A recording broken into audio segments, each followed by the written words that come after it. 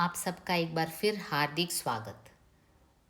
ममता कालिया जी का ये जो उपन्यास है सपनों की होम डिलीवरी, इसमें रुचि शर्मा की ज़िंदगी में सर्वेश एक नया उमंग बनकर प्रवेश करता है।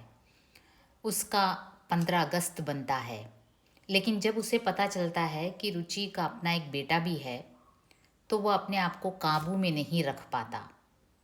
वो किसी भी हालत में रुचि के मातृत्व का गला घोंटने के लिए उतावला हो उठता है। वो साफ कहता है, जब मैं बाप नहीं रहा तब तुम्हें भी मैं माँ नहीं रहने दूंगा। और कैफ़े कॉफ़ी डे में वो गुस्से में आकर रुचि का गर्दन पकड़ लेता है। सीसीडी के कर्मचारी अवाक रह जाते हैं और रुचि को सर्वेश की गिरफ्त से छुड़ाते हुए पूछते हैं, sir, what are you doing to your wife? और एक जर्नलिस्ट, एक लेडी जर्नलिस्ट जो पास में ही बैठी थी, उस सीन को अपने फ़ोन के कैमरे में कैद कर देती है। देखते हैं आगे क्या होता है रुचि शर्मा के जीवन में। रुचि की आंखें अवमानना और अपमान से धधक उठी। इस उग्र, उद्दंड और असभ्य आदमी को वह नहीं जानती। वह इसे अपना साथी कैसे समझे? रुचि को अचानक लगता है एक पब्लिक प्लेस में, एक कैफ़े कॉफ़ी डे में, जहाँ बहुत सारे लोग हैं और ये लोग सेलिब्रिटीज़ हैं, लोग इन्हें जानते हैं, पहचानते हैं। वे अक्सर यहाँ आते हैं और जब भी आते हैं इन्हें काफ़ी रिस्पेक्ट दिया जाता था। और आज देखो सबके सामने इस व्यक्ति ने, सर्वेश ने, उसका गर्दन दबोचा है, उसके मातृत्व को दबोचना चाहता है। तो वो मन में सोचती है कि इस असभ्य आदमी को वह नहीं जानती और इस व्यक्ति को अपना साथी वो कैसे समझे। तो दोनों उठे और अपनी अपनी कार से अलग अलग दिशाओं में बढ़ गए। रुचि ने ड्राइवर से ओशिवारा चलने को कहा। रुचि अपने फ्लैट की ओर चलती है।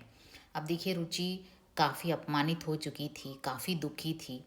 वो जीवन में एक सेकंड चांस देना चाहती थी अपने सेकंड मैरिज के द्वारा। उसने सोचा था शायद वो सेकंड टाइम लकी हो, लेकिन आज अपने बेटे गगन के कारण, अपने भूतकाल के कारण उसका फ्यूचर भी बिगड़ता हुआ दिख रहा था। वो काफ़ी दुखी होती है, परेशान होती है और ड्राइवर से कहती है कि अपने फ्लैट की ओर चलो। और जब वो ओशिवारा पहुंचती है तो वहाँ का जो वॉचमैन है वो क्या कहता है, मैडम आप ज़रा बाबा लोग को संभालें, बहुत हल्ला मचाते अक्खा रात। तो वो वॉचमैन कहता है, देखो मैडम, आपका बाबा बेटे को ज़रा समझाइए, रात को काफ़ी हल्ला मचाते हैं। तो फ्लैट में रहते हैं, अपार्टमेंट में है, कम्युनिटी लिविंग है, तो कुछ नियम कायदे तो होते ही हैं। लेकिन गगन क्या था, अपने दोस्तों के साथ काफ़ी हल्ला मचाता है।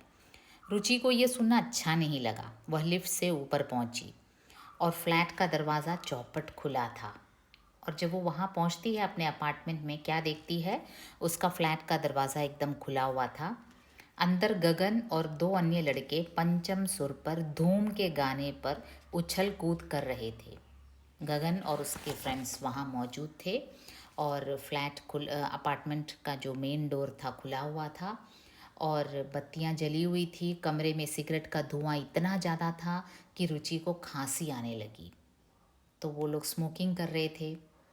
गगन आगे बढ़कर आया और कहने लगा, मॉम हेलो, वीकेंड पर मेरे दोस्तों ने डांस और डिनर का प्रोग्राम बनाया है, होप यू डोंट माइंड। रुचि की मुद्रा देखकर दोस्तों ने अपने कदम रोके। उन्होंने एस्ट्रे में सिगरेटें कुचलीं और इशारे से गगन को संकेत किया कि वे जा रहे हैं। अब रुचि का जो एक्सप्रेशन है, उसे इतना गुस्सा आया ये देखकर कि गगन के मित्र समझ गए और वो वहाँ से छट निकल गए। जैसे ही गगन अकेला सामने पड़ा, रुचि ने एक दन्नाता हुआ थप्पड़ उसके गाल पर लगाया और जैसे ही गगन, उसके मित्र चले गए और रुचि ने एक थप्पड़ लगाया गगन को। You rogue. गगन सिर झुकाए चुपचाप खड़ा रहा। इसीलिए मुझसे शरण मांगने आए थे कि मेरा नाम भी डुबो दो। वापस जाओ अपने बेहुदे बाप के पास, वही तुम्हारा सही ठिकाना है। रुचि को इतना गुस्सा आया। उसने देखिए बड़ी मुश्किल से गगन पर विश्वास किया था गगन बचपन से ही उसे मात्र एक एटीएम समझता था और अपने पिता के साथ मिलकर हमेशा रुचि को इंसल्ट करता आता था। लेकिन जब वो यहाँ बेसहारा आया, जब उसने कहा कि प्रभाकर ने उसे निकाल दिया है, तो रुचि ने गगन पर विश्वास कर लिया, उसे सहारा दिया, उसे अपना एटीएम कार्ड तक दिया ताकि उसकी ज़रूरतें पूरी हो सके। अब जैसे ही गगन के पास एटीएम कार्ड मिला, उसने अपना असली रुख दिखाया। वो उसने अपने मित्रों को बुलाया फ्लैट पर और ड्रग्स वगैरह लेने लगे। तो रुचि पूछती है, यह दुर्गंध कैसी आ रही है कमरे से? वो लड़के स्मोक कर रहे थे। गगन एज यूजुअल दूसरों पर आरोप लगाने लगा। सिर्फ सिगरेट की बदबू नहीं है यह गगन, तुम नशा करने लगे हो। अब रुचि कहती है, ये केवल सिगरेट का स्मेल नहीं है, तुम नशा करने लगे हो। तो गगन क्या कहता है, मम्मी इन लड़कों ने भरी हुई सिगरेट पी थी, मैंने नहीं। बचपन में भी इसने यूं ही कहा था, दूसरों पर आरोप लगाया था। तो अभी भी वो यही कहता है कि मम्मी इन लड़कों ने भरी हुई सिगरेट पी थी, मैंने नहीं। और उसने हकलाते हुए कहा और पास रखे कुर्सी पर निढाल बेहाल बैठ गया। उसकी आंखों में लाल डोरे खींचे थे।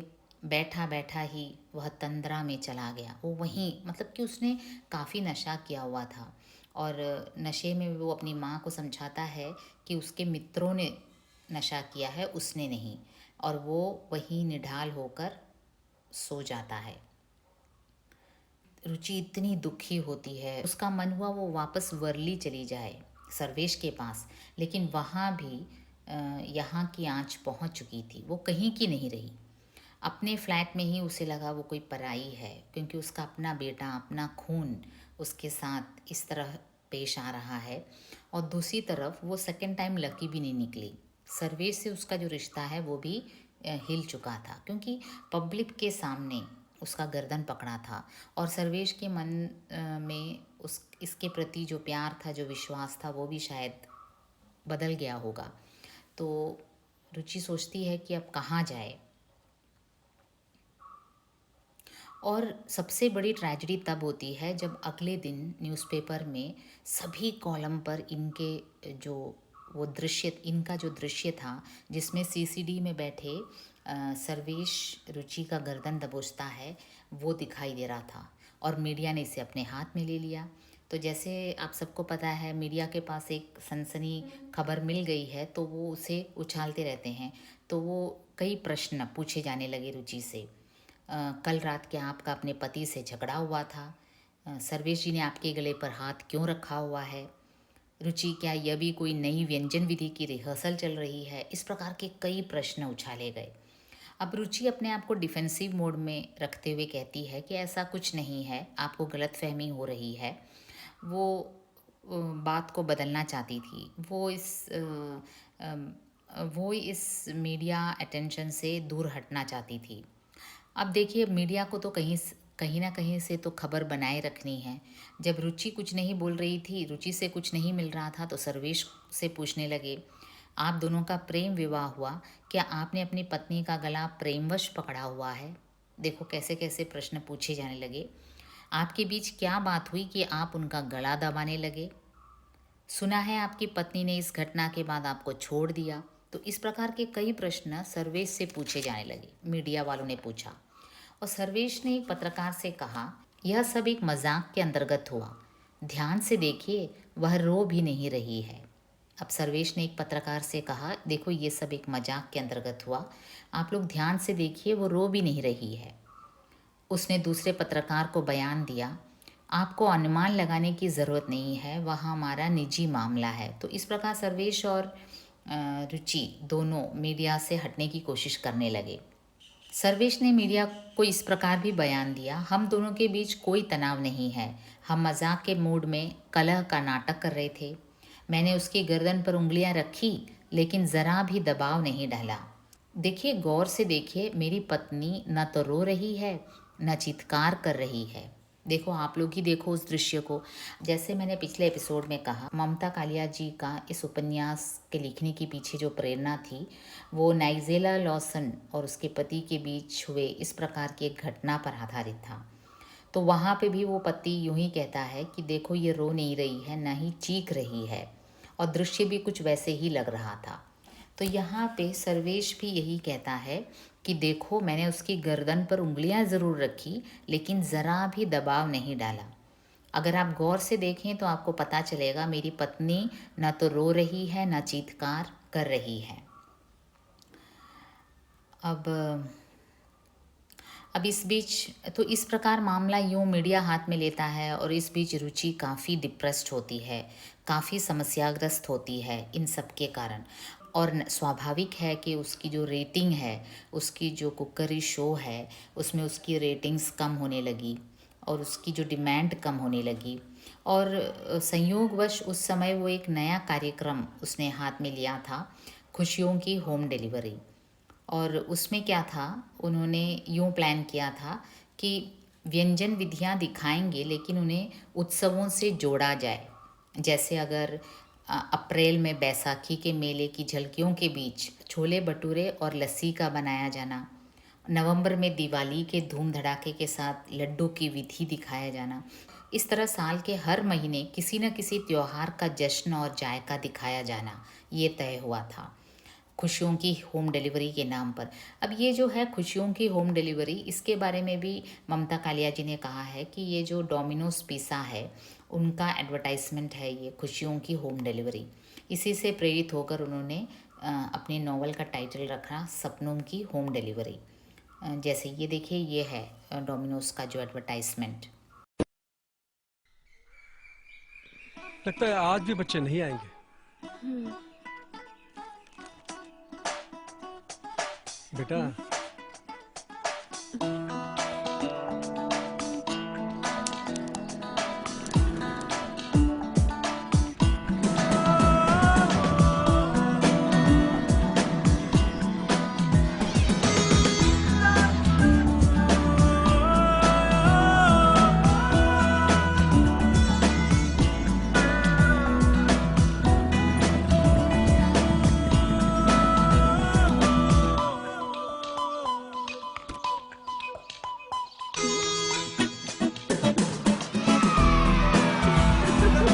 अब खुशियां यूं ही खींची चले आए। डोमिनोज का पिज्जा मेनिया और भी डिलिशियस एक नए एग्जॉटिक फ्लेवर में। डोमिनोज, खुशियों की होम डिलीवरी। और रुचि इतनी समस्याग्रस्त थी कि उसे लगा कि वो ये प्रोग्राम खुशियों की होम डिलीवरी नहीं कर पाएगी, क्योंकि क्या था उसमें उसमें क्या था, फेस्टिवल्स के आधार पर व्यंजन विधियों को दिखाना था, जिसे हंसी खुशी दिखाया जाना चाहिए था। और रुचि के ऊपर क्या था, अवसाद गीले तौलिए की तरह उसके मन पर पड़ा था। तो वो ना कर देती है, वो कहती है मुझसे नहीं होगा, मैं काफ़ी समस्याग्रस्त हूँ, दुखी हूँ, डिप्रेस्ड हूँ। लेकिन लेकिन जो प्रोग्राम के मैनेजर थे खुशियों की होम डिलीवरी प्रोग्राम के, वो काफ़ी सपोर्टिव रहे। उन्होंने कहा कौन समस्याग्रस्त नहीं है रुचि जी, हमारे सामने भी बड़ी बड़ी मुश्किलें हैं, इससे दुनिया के कामकाज बंद नहीं हो जाते। तो उन्होंने हौसला दिलाया कि आजकल कौन समस्याग्रस्त नहीं है, हमें इन सब मुश्किलों का सामना करते हुए आगे बढ़ना चाहिए। और उन्होंने ये भी कहा कि अगर आप डिप्रेस्ड हैं तो और भी ज़रूरी है कि आप हमारा प्रोग्राम करें, क्योंकि इतने रंग बिरंगे दृश्य देखकर आपका अवसाद छूमंतर हो जाएगा। तो इससे क्या होता है, रुचि को थोड़ा हौसला बढ़ता है कि चलो कोई कोई तो है जो उसे सपोर्ट कर रहा है। तो वो सोचती है, वो रात भर सोचती है, और वो ये निश्चय करती है कि पति और पुत्र किसी की भी ज्यादती नहीं सहेगी, न सर्वेश की ज्यादती सहेगी और न गगन की। वह अपना थोड़ा सा सामान उठाकर कामकाजी लड़कियों के हॉस्टल में चली जाएगी। ऐसा उसने निर्णय किया कि उसने ये निश्चय किया कि वो एक वर्किंग वुमेन्स हॉस्टल चली जाएगी। लेकिन घर छोड़ने से पहले वो कुछ ज़रूरी बातें गगन को बताना चाहती थी। लेकिन क्या है, 2 3 4 दिन बीत गए, गगन का कोई अता पता नहीं था। उसका मोबाइल भी लगातार बंद मिल रहा था, और रुचि को नए सिरे से चिंता होने लगी थी। अब क्या था, रुचि कुछ महीने सर्वेश के साथ उसके फ्लैट में रह चुकी थी, तो उसे एक परिवार का एहसास मिलने लगा था। और यहाँ इस फ्लैट में भी ओशिवरा में गगन आकर जब रहने लगा तो उसे लगने लगा था कि हाँ ये परिवार है जहाँ वो गगन को काफ़ी जहाँ वो बाई से कहकर नई नई सब्जियाँ बनवाती और आग्रह से बेटे को खिलाती और घर लौटते वक्त उसे सुकून मिलता कि कोई तो है जो उसका अपना है, जो उसके घर में है। लेकिन आज क्या था, सर्वेश से भी वो अलग थी। गगन भी पता नहीं कहाँ चला गया था। 3-4 दिन से उसकी कोई खबर नहीं थी। तो वो जब वो समस्त पारिवारिकता इस वक्त घर से गायब थी। वो वार्डरोब खोलती है तो जिन 2 लोगों के कपड़ों से यह वार्डरोब भरी हुई थी, दोनों वहाँ नहीं थे। कपड़ों में उनकी गंध थी, उनका स्पर्श था और उनकी प्रतीक्षा थी। तो रुचि काफ़ी डिप्रेस्ड हो जाती है, उसे तन्हाई का एहसास होता है और सन्नाटे से तंग आकर एक दिन रुचि ने सोचा लैपटॉप पर अपना काम करे। कई पत्रिकाओं में उसे अपने कॉलम की अगली किस्त भेजनी थी और उसकी आगामी पुस्तक भी इसी सिस्टम की विंडोज़ में टाइप करनी थी। तो अपनी ईमेल देखने के लिए उसने इनबॉक्स खोला तो उसकी हैरानी का ठिकाना न रहा। सिर्फ 11 घंटे पहले सर्वेश नारंग ने उसे ईमेल किया था। धड़कते मन से रुचि ने नारंग पर क्लिक किया। लंबा सा खत था। वो यूँ था, डियर रुचि, अब तक तुम्हारा गुस्सा उतरा या नहीं? मेरे सामने एक नया सवाल खड़ा हो गया है। 2 रोज़ पहले मैं घर के सामने की झुग्गी बस्ती में चरस और गांजे के अड्डे का पता लगाने गया था। मेरे साथ 2 लोग और थे। पहले तो कोई कुछ बता ही नहीं रहा था। जब हम निराश होकर लौटने की सोच रहे थे, एक 9-10 साल के लड़के ने पास आकर इशारा किया कि पीछे वाली झुग्गी में जाओ। वह कुख्यात क्रिमिनल कासिम लंगड़े का अड्डा था। वहाँ उस वक्त भी कई ग्राहक बैठे हुए नशा कर रहे थे। हमने ऐसा दिखाया जैसे हम भी ग्राहक हैं, लेकिन कासिम ताड़ गया। उसने उठकर हमें हकाला, जाओ भाई, यहाँ खाली पीली गर्दी नहीं लगाना, मेरे पास कुछ नहीं है। मैंने उसी की बोली में कहा, सिंगल का डबल देंगे बॉस। कासिम उस पर भी नहीं मारा, मेरे पास कुछ भी नहीं है। तभी वहाँ बैठे लोगों में एक लड़का बेंच से लुढ़क कर ज़मीन पर गिर गया और पेट पकड़कर चिल्लाने लगा, मेरे पेट में आग लग गई, आग लग गई। लड़का बुरी तरह हाथ पैर पटक रहा था। मैंने उस पर ध्यान दिया। मुश्किल से 17-18 का लग रहा था। सिर पर घुंघराले बाल थे, गोरा रंग मैला लग रहा था। जीन्स और टी शर्ट भी कई दिन पुराने लग रहे थे। रुचि उसे देखकर मुझे एकदम अंश का ध्यान आ गया। अब सर्वेश कहता है, एक ड्रग माफिया के बारे में खोजबीन करने के लिए इनका जो टीम था खुलासा का, वो गया हुआ था और वहाँ एक 17-18 साल का लड़का मिला जो काफ़ी ड्रग्स लेने के कारण एकदम लुढ़क कर गिर गया था। और अब सर्वेश को क्या लगा, इसे डॉक्टर को दिखाएं, ये बीमार है। तो सर्वेश के एक साथी ने कहा, मैं डॉक्टर ही जानता हूँ सर्वेश जी, इसे यहाँ से बाहर निकालें। तो किसी तरह उस लड़के को खींच तान कर गाड़ी में लादा और डॉक्टर देश पांडे के दवाखाने पर ले गए। डॉक्टर ने लड़के की आंखें देखते ही कह दिया, नशे की ओवरडोज ले रखी है, इसका इलाज मैं क्या करूँगा, इसे जीवन ज्योति सुधार घर में दाखिल कर दीजिए। जो डी एडिक्शन सेंटर है वहाँ एडमिट करने का सुझाव दिया गया। अब लड़का बेहोश था तो हम लोगों की तबीयत हुई कि डॉक्टर के फाटक पर ही इसे डालकर वापस चले जाएं।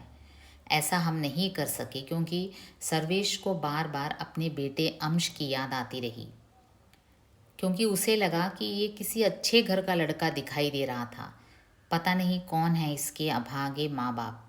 तो सर्वेश ने एक ऐसा कदम उठाया जो अक्सर हमें आश्चर्य होता है कि सर्वेश ऐसा कर भी सकता है या नहीं। उसने क्या किया, उस लड़के को उठाकर, उस बेहोश लड़के को वो अपने घर ले आया और उसने उसे बैल्कनी में लिटा दिया। उसने सोचा कि जब इसे होश आएगा ये अपने घर चला जाएगा। अब क्या है, इस बेटे को देखकर सर्वेश की जो बूढ़ी माँ है उसकी काफ़ी देखभाल करने लगी, क्योंकि उसे लगा कि ये उसका पोता ही है। उसे अपने पोते की याद आ गई और सर्वेश सुझाव देता है कि तुम एक बार घर आकर बीजी को समझाओ कि उसे जाने दें।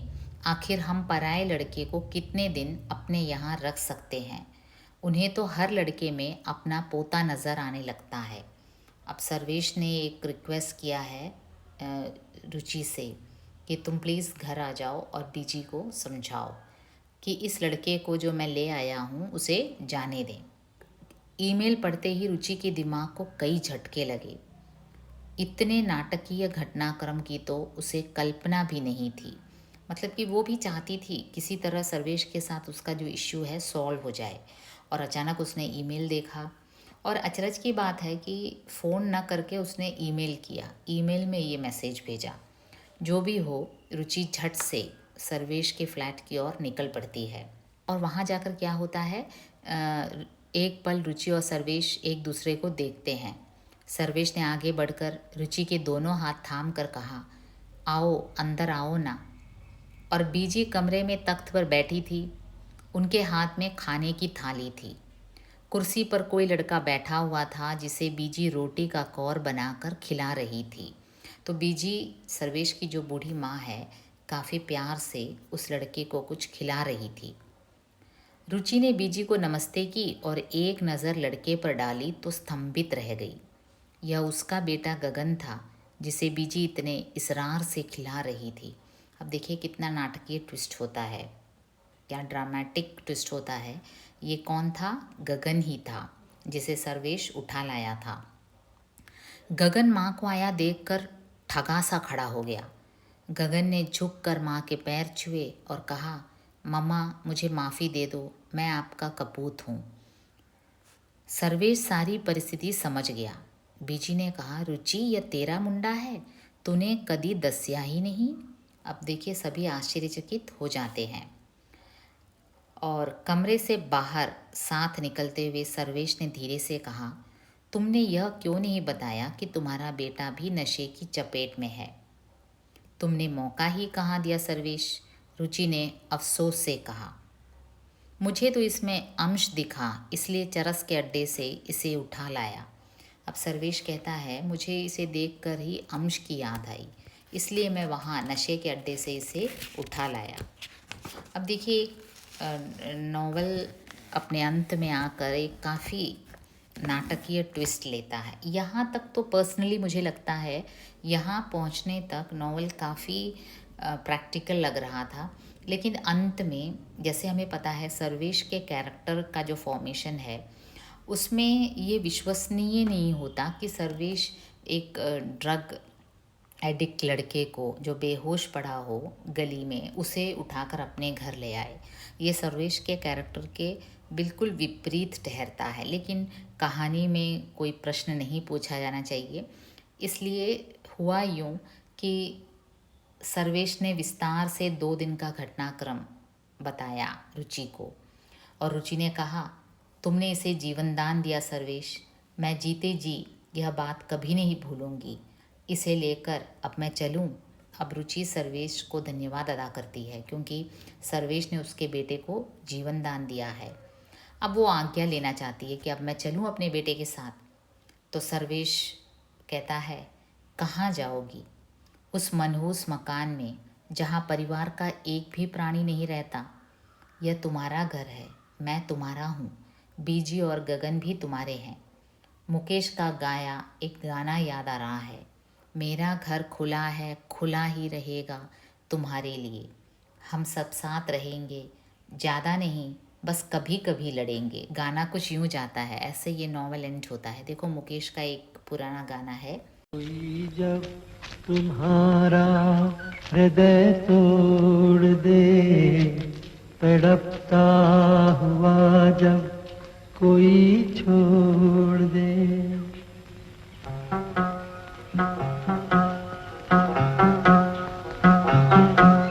कोई जब तुम्हारा हृदय तोड़ दे, तड़पता हुआ जब कोई छोड़ दे, तब तुम मेरे पास आना प्रिय, मेरा दर खुला है, खुला ही रहेगा तुम्हारे लिए। कोई जब तुम्हारा हृदय तोड़ दे।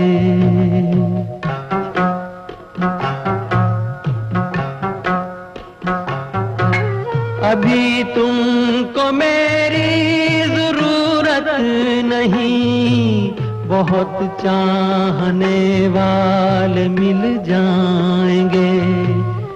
अभी रूप का एक सागर हो तुम, कमल जितने चाहोगी खिल जाएंगे। दर्पण तुम्हें जब डराने लगे, जवानी भी दामन छुड़ाने लगे, तब तुम मेरे पास आना प्रिय। मेरा सर झुका है, झुका ही रहेगा तुम्हारे लिए। कोई जब तुम्हारा हृदय तोड़ दे, तड़पता हुआ जब कोई छोड़ दे।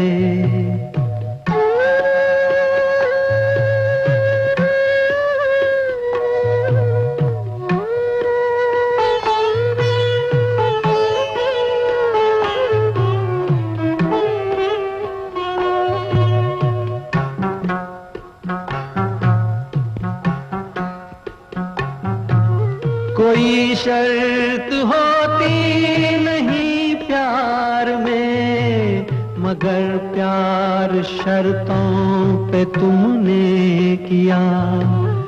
नजर में सितारे जो चमके जरा, बुझाने लगी आरती का दिया।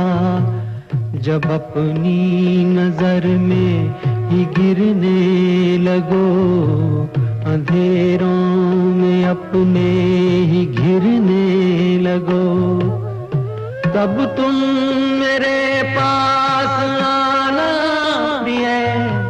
ये दीपक जला है, जला ही रहेगा तुम्हारे लिए।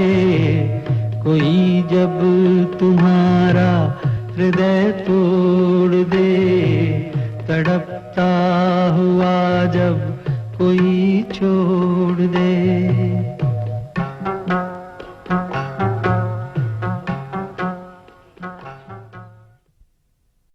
और सर्वेश को मुकेश का ये गाना याद आता है, मेरा घर खुला है, खुला ही रहेगा। रुचि मुस्कुरा कर कहती है, तभी तो सर्वेश तुम मेरे 15 अगस्त हो।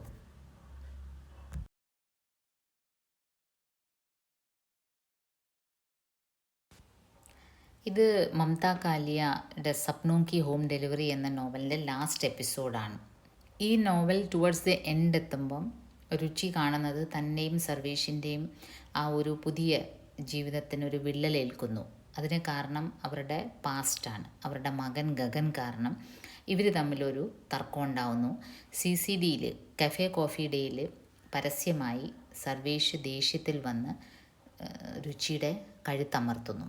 അതൊരു ജേർണലിസ്റ്റ് ക്യാമറയിൽ പകർത്തുന്നു. അങ്ങനെ അവിടുന്ന് രുചിക്ക് ആ സമയത്ത് തോന്നും, തനിക്ക് ഈ പുരുഷനെ അറിയില്ല, തന്നോട് ഇങ്ങനെ പെരുമാറുന്ന ഒരു പുരുഷനുമായിട്ട് താൻ ഇനി കണ്ടിന്യൂ ചെയ്യുന്നില്ല. രണ്ടുപേരും എണ്ണീറ്റ് അവരവരുടെ കാറിൽ അവരവരുടെ ഫ്ലാറ്റിലേക്ക് പോവും. അവിടെ ചെല്ലുമ്പോൾ എന്താ കാണുന്നത്, രുചി തൻ്റെ ഫ്ലാറ്റിൽ ചെല്ലുമ്പോൾ വാച്ച്മാൻ കയറി ചെല്ലുമ്പോഴേ പറയും, മാഡം ആപ് ജറാ ബാബാ ലോഗ് കോ സംഭാലേ, ബഹുത് ഹല്ല മച്ചാത്തെ അഖറാത്ത്. രാത്രി മുഴുവനും ഭയങ്കര ബഹളമാട്ടോ, മോനോടൊന്ന് പറയണേ എന്ന് വാച്ച്മാൻ പറയും. രുചിക്ക് അത് അത്ര ഇഷ്ടപ്പെടുത്തില്ല, തൻ്റെ മോനെ കുറ്റപ്പെടുത്തുന്നത് വാച്ച്മാൻ. പക്ഷെ കയറി ചെന്ന് കാണുമ്പോൾ എന്താണ്, ഫ്ലാറ്റ് കാ ദർവാജ ചോപ്പട്ട് ഖുലാ ഥാ. अंदर गगन और 2 अन्य लड़के पंचम सुर पर धूम के गाने पर उछल कूद कर रहे थे. കുറേ ബോയ്സ് ഗഗൻ്റെ ഫ്രണ്ട്സാണ്. അവരെല്ലാവരും കൂടെ ധൂമിൻ്റെ പാട്ടിട്ട് വളരെ ഡാൻസും പാട്ടും ചെയ്യുന്നു. മുറി നിറച്ച് പുകയാണ്. സിഗരറ്റ് ക ധുവാ, इतना ज़्यादा था कि रुचि को खांसी आने लगी. റൂം നിറച്ച് സ്മോക്ക്. അത് വെറും സിഗരറ്റ് അല്ല, ഡ്രഗ്സ് ചേർത്ത സിഗരറ്റാണ്. गगन अम्मे कंड उड़ने പറയും, ममा हेलो, वीकेंड पर मेरे दोस्तों ने डांस और डिनर का प्रोग्राम बनाया है, होप यू डोंट माइंड. മമ്മ എൻ്റെ ഫ്രണ്ട്സാണ് ഈ പ്രോഗ്രാം ഇട്ടത്, ഞങ്ങൾ വീക്കെൻഡ് ആയതുകൊണ്ട് ഇട്ടതാണ്. रुचि की मुद्रा देख कर दोस्तों ने अपने कदम रोके. उन्होंने एस्ट्रे में सिगरेटें कुचलीं और इशारे से गगन को संकेत किया कि वे जा रहे हैं. പക്ഷേ രുചിയുടെ ആ ഒരു ദേഷ്യപ്പെട്ട എക്സ്പ്രഷൻ കണ്ടിട്ട് ഈ ഗഗൻ്റെ സുഹൃത്തുക്കൾ അപ്പം തന്നെ അവിടെ നിന്ന് അങ്ങ് പോയി.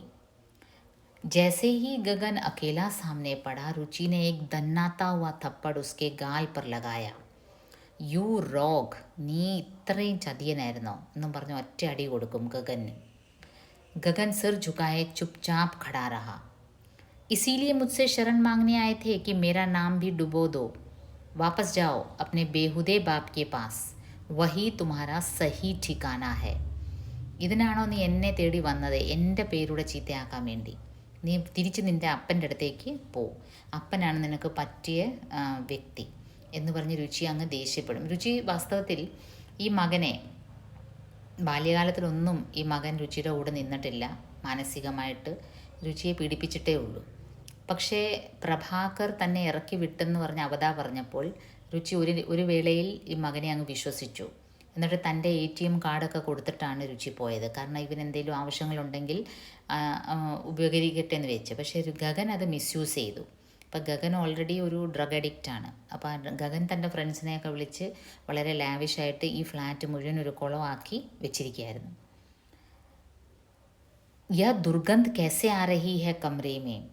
അപ്പോൾ ഇതെന്താണ് ഇത്രയും സ്മെല്ല് വരുന്നതെന്ന് ചോദിക്കുമ്പോൾ ഗഗൻ ആസ് യൂഷ്വൽ താനൊരു കുറ്റവും ചെയ്തിട്ടില്ല, തൻ്റെ സുഹൃത്തുക്കളാണ് സ്മോക്ക് ചെയ്തതെന്ന് പറയും.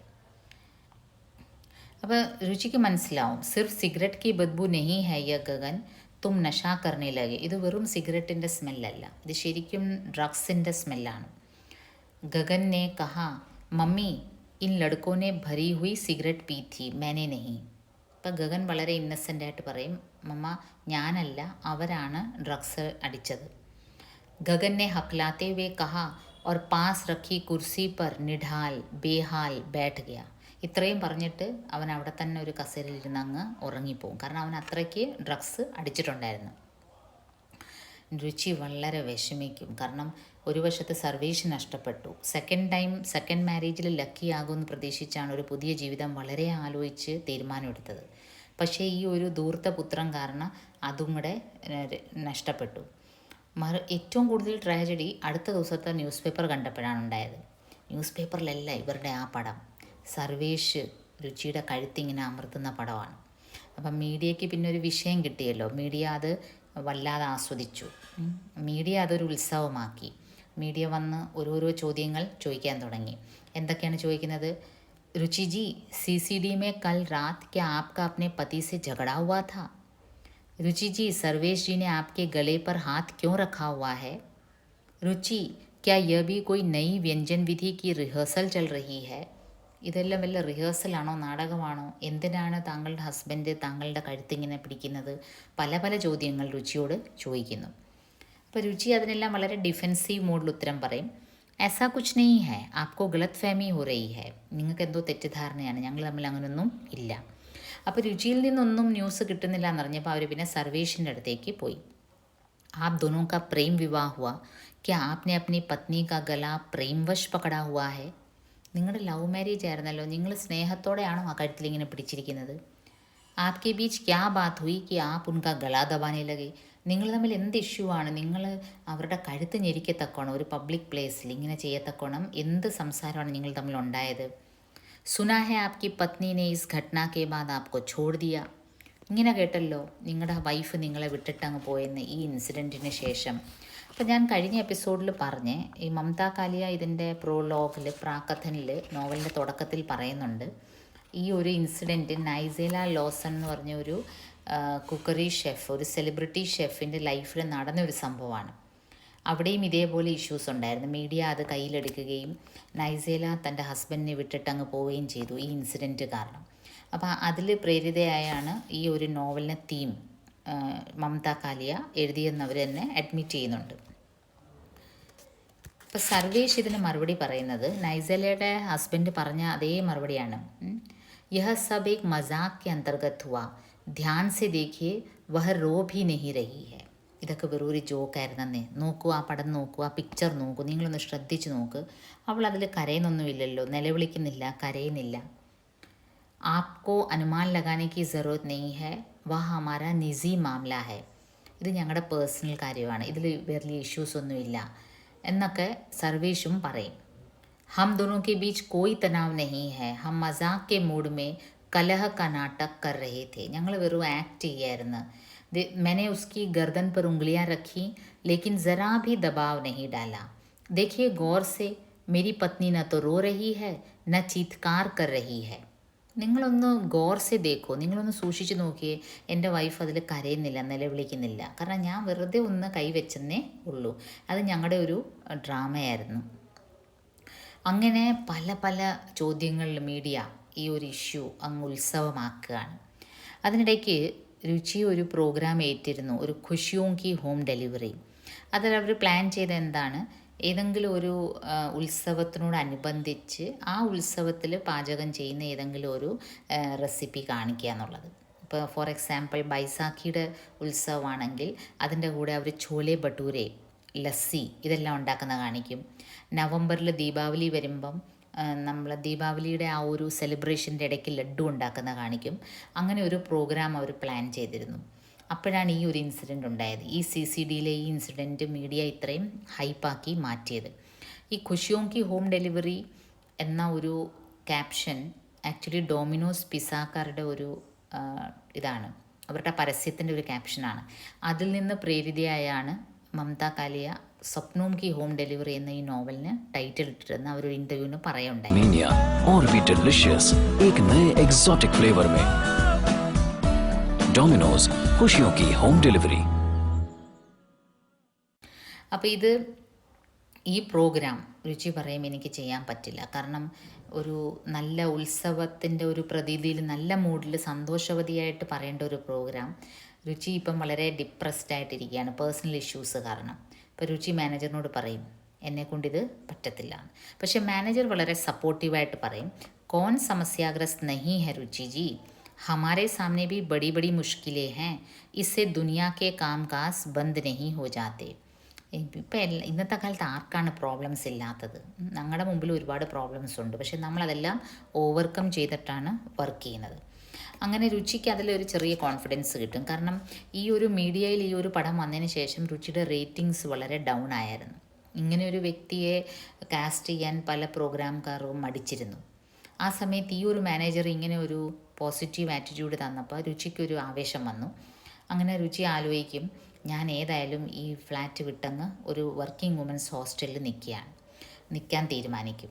പക്ഷേ പോകുന്നതിന് മുമ്പ് മകനോട് ചില കാര്യങ്ങൾ പറയാൻ ഉദ്ദേശിച്ചിരുന്നു. പക്ഷേ മകൻ 3-4 ദിവസമായിട്ട് മിസ്സിംഗ് ആണ്.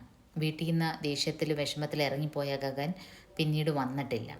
അപ്പോൾ രുചി ആകെ ഡിപ്രസ്ഡ് ആവും. മകന് എന്ത് പറ്റി, മകൻ്റെ അവസ്ഥ എന്താണെന്ന് അറിയില്ല. അതുമാത്രമല്ല യഹ സമസ്ത പാരിവാരികത ഇസ് വക്ത് ഘർ സെ ഗായബ് थी.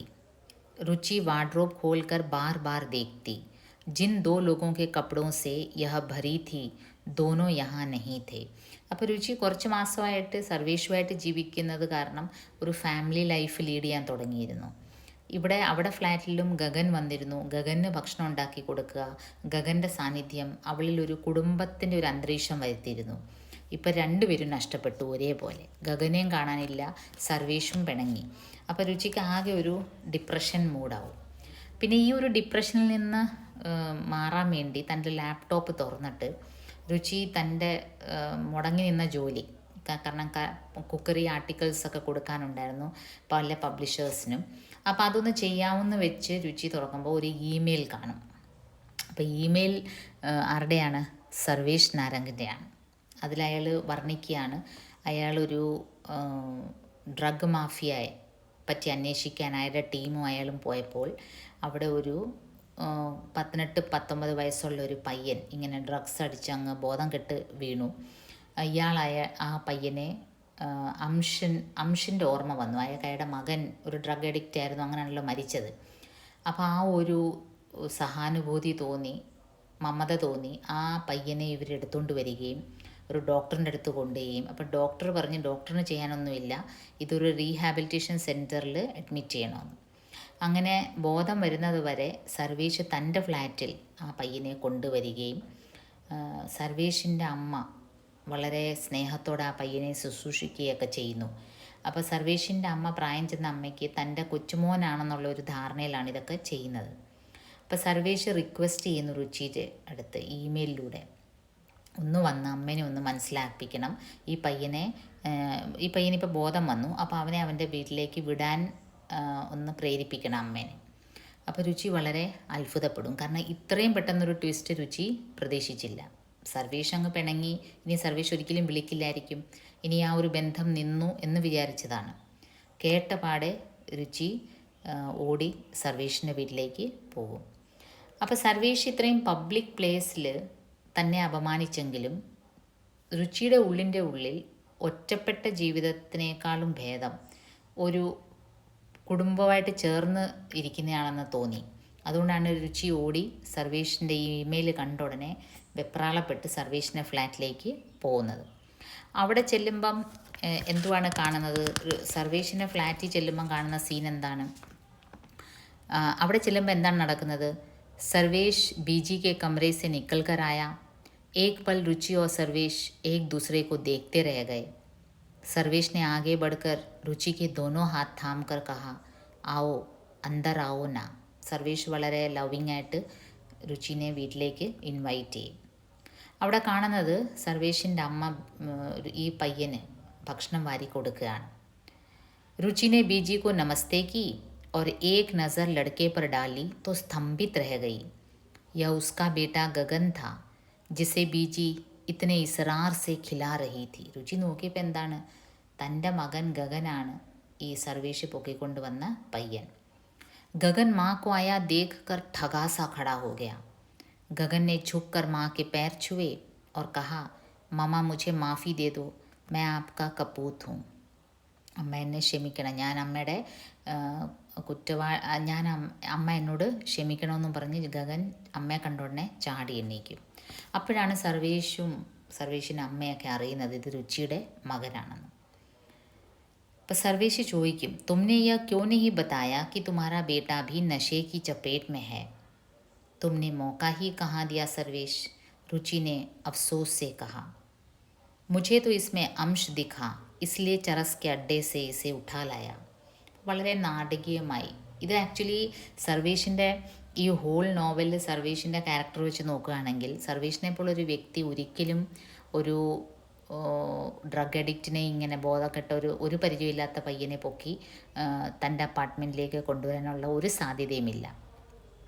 കാരണം സർവേഷ് സ്വന്തം മകൻ അംശുവായിട്ട് അധികം ജീവിച്ചിട്ടുമില്ല. വളരെ ബാല്യകാലത്തിൽ തന്നെ മകന് അയാളുടെ വൈഫിൻ്റെ കൂടാണ് ജീവിച്ചത്. അയാൾക്ക് ഇങ്ങനെ വഴിയെ കിടക്കുന്ന ഒരു പയ്യനോട് ഇത്രയും സഹാനുഭൂതി തോന്നണമെന്നുള്ളത് വളരെ നാടകീയമായ ഒരു ട്വിസ്റ്റാണ്. പക്ഷേ കഥ ഇങ്ങനെ പോകുന്നു, കഥയിൽ ചോദ്യമില്ലാത്തത് കാരണം കഥ ഇങ്ങനെ പോകുന്നു. ഈ പൊക്കിക്കൊണ്ട് വന്നത് വേറെ ആരുമല്ല, രുചിയുടെ മകൻ ഗഗനാണ്. അപ്പോൾ രുചി പറയും, തുമ്നെ ഇസെ ജീവൻ ദാൻ ദിയാ സർവേഷ്, मैं जीते जी यह बात कभी नहीं भूलूंगी. इसे लेकर अब मैं चलूँ. നീ ഇവന് ജീവിതമാണ് തന്നത്, ഞാനിനി എൻ്റെ മോനെയും കൊണ്ട് പോകട്ടെ എന്ന്. അപ്പോൾ അവിടെയും വളരെ നാടകീയമായിട്ട് സർവേഷ് പറയും, കഹാ ജാओगी उस मनहूस मकान में जहाँ परिवार का एक भी प्राणी नहीं रहता. यह तुम्हारा घर है, मैं तुम्हारा हूँ, बीजी और गगन भी तुम्हारे हैं.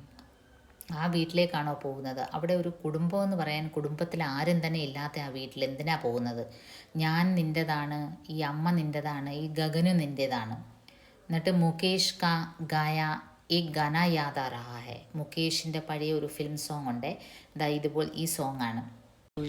जब तुम्हारा हृदय तोड़ दे, तड़पता हुआ जब कोई छोड़ दे.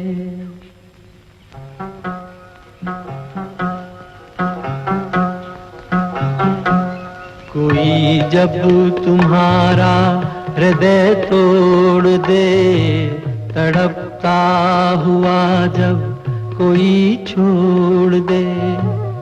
तब तुम मेरे पास आना प्रिय, मेरा दर खुला है, खुला ही रहेगा तुम्हारे लिए। कोई जब तुम्हारा हृदय तोड़ दे।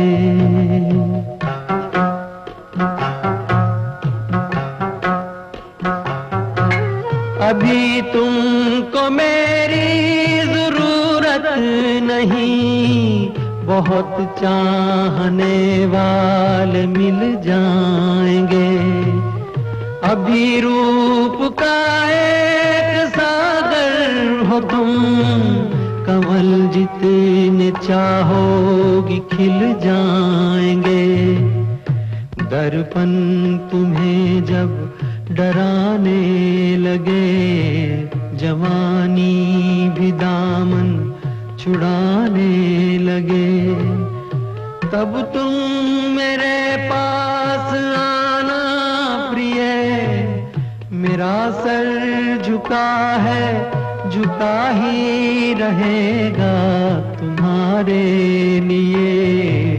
कोई जब तुम्हारा हृदय तोड़ दे, तड़पता हुआ जब कोई छोड़ दे. രുചി ഇതെല്ലാം കേട്ട് പറയാണ്, തഭി तो तुम मेरे 15 अगस्त हो സർവേഷ്. രുചിയും സർവേഷും നാടകീയമായി ഒന്നിക്കുകയാണ്. അതാണ് മമത കാലിയയുടെ നോവൽ സപ്നോ കി ഹോം ഡെലിവറി. അപ്പോൾ ഈ ഒരു 9 എപ്പിസോഡ്സിൽ ഈ ഒരു നോവലിൻ്റെ ആകെ മൊത്തം അത് എക്സ്പ്ലെയിൻ ചെയ്യാൻ സാധിച്ചു എന്ന് വിശ്വസിക്കുന്നു. ഇനിയിപ്പം സമ്മർ വെക്കേഷൻസ് കുറച്ച് എൻജോയ് ചെയ്തിട്ട് നമുക്ക് പിന്നീട് ഇതിൻ്റെ ക്വസ്റ്റ്യൻ ആൻസേഴ്സിലേക്കൊക്കെ പോകാം.